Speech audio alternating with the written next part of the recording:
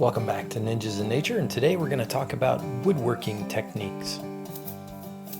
With our Ninjas in Nature program, we teach you how to make your own ancient ninja training tools, such as eskrima sticks, han bows, rokushaku bows, kuketsu shoges, wakizashis, and katanas.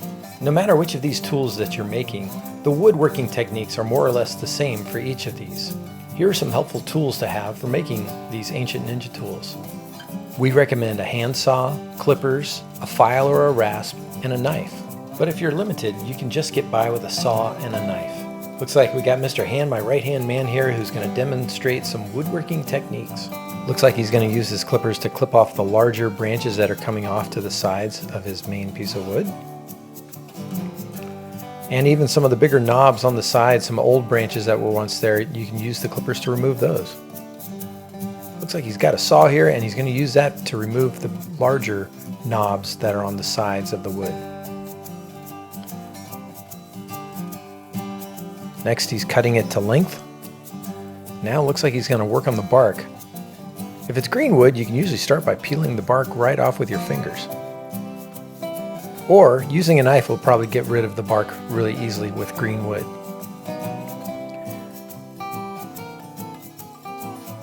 And it looks like he's got an edge that's kind of sharp, which might be uncomfortable to hold in your hand if you're training with this a lot.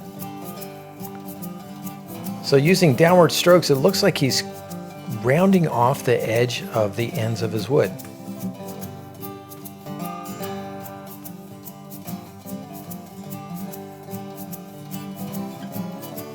That's looking like it's going to be much more comfortable. Now he's got his rasp or his wood file.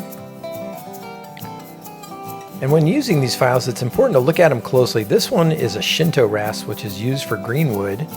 And it's got two sides on it. One has bigger teeth, it looks like, and the other has smaller teeth. So you're going to start with the bigger teeth first. And it's looking like all the teeth are pointing in one direction. So this is a push away from you tool.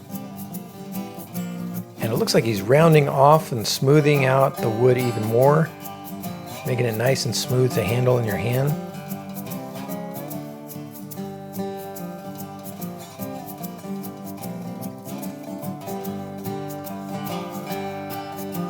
It looks like he's got some sandpaper now, and this one seems to be 150 grit. The number on the sandpaper is an indicator of how smooth or rough the paper is. The higher the number, the smoother the paper. The lower the number, the rougher the paper. So it looks like he has a piece of 60 grit and his 150 grit. So the 60 is going to be rougher than the 150.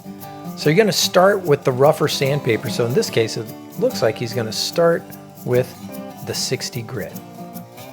And you can just sand in any way you want, working all of the edges.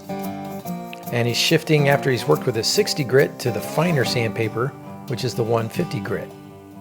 You can also cup the paper around your wood if that makes it easier. It's up to you what technique you want to use.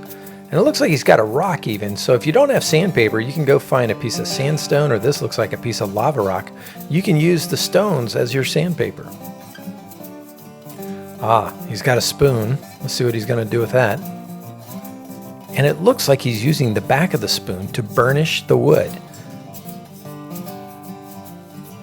And then he's also got a stone, so you can use a spoon or go down to a river, find a nice smooth stone, and you can burnish your piece of wood with that. Burnishing the wood will make it nice and shiny and really easy to handle. And it looks like he's got some olive oil here, so you can use any kind of wood oil, but olive oil works good because you can put it right on your hands.